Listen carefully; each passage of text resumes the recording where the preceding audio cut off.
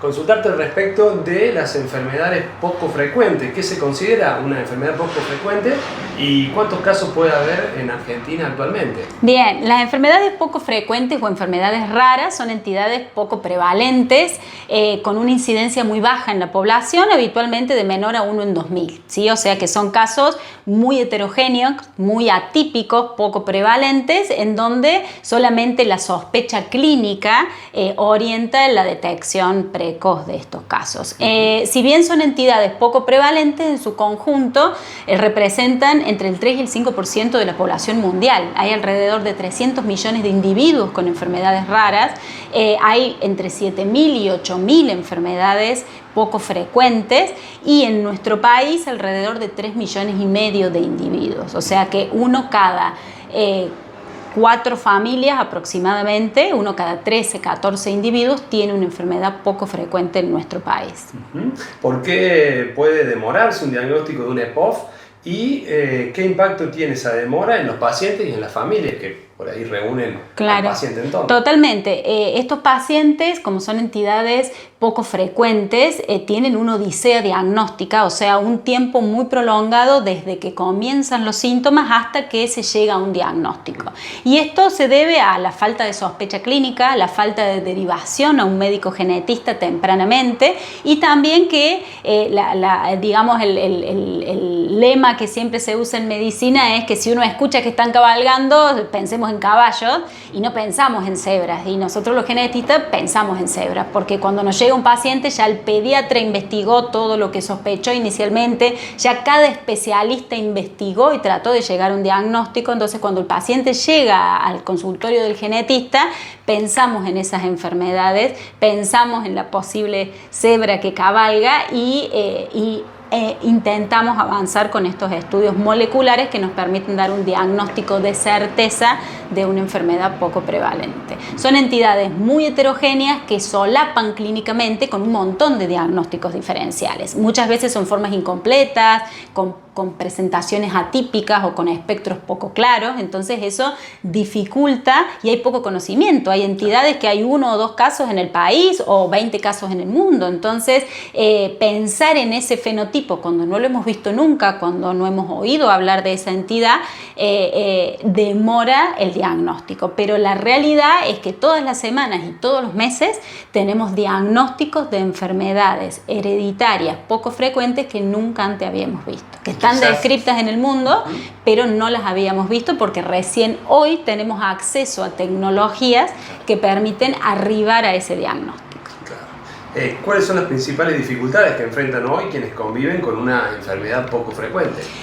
Lo principal y lo más dificultoso es el acceso precoz a la investigación de estas entidades y el acceso al estudio genético, al estudio molecular, porque tiene un costo que no es inalcanzable, es accesible hoy, pero son costos, a diferencia de otras prácticas, más complejos.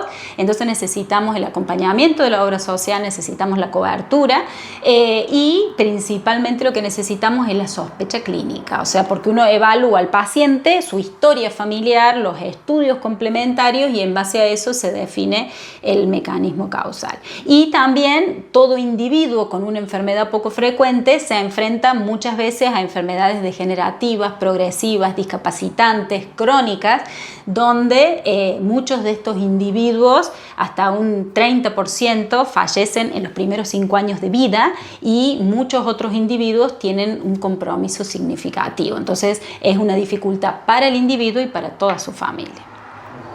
¿Han habido avances en tratamientos o en acceso a terapias en los últimos años? Sí, totalmente. En esta era de la medicina de precisión o la medicina genómica, el acceso a los estudios moleculares de alta resolución, principalmente de secuenciación, nos permiten llegar a un diagnóstico de precisión y a raíz de ese mecanismo preciso molecular causal se desarrollan por grupos de investigación y científicos, terapias destinadas a modificar ese ADN. O sea que existen ya hoy en el mundo terapias génicas, que es introducir una copia sana del gen mutado a través de un virus inactivo en el organismo de un individuo. Ese virus se replica y ese gen que no se expresaba se empieza a expresar y produce una proteína que no funcionaba. Y existen terapias de edición génica, o sea, es posible ante una mutación desarrollar tijeras moleculares que cortan, pegan y reemplazan la región mutada por una copia sana. Esas herramientas hoy existen, se aplican y están aprobadas para ciertas enfermedades, y cada diagnóstico que nosotros hacemos lo remitimos a distintos grupos de investigación que están desarrollando terapias específicas para ese gen.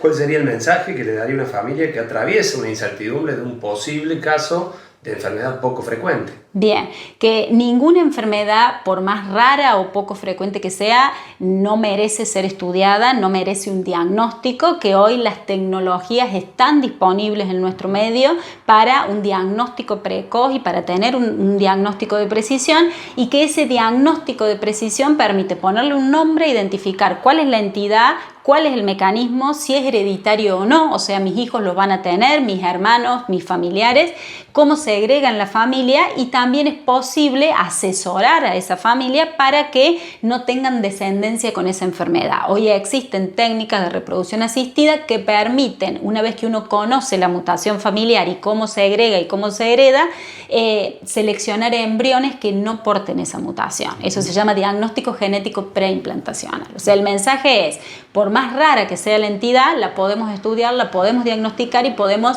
mejorar la calidad de vida de ese paciente y toda su familia.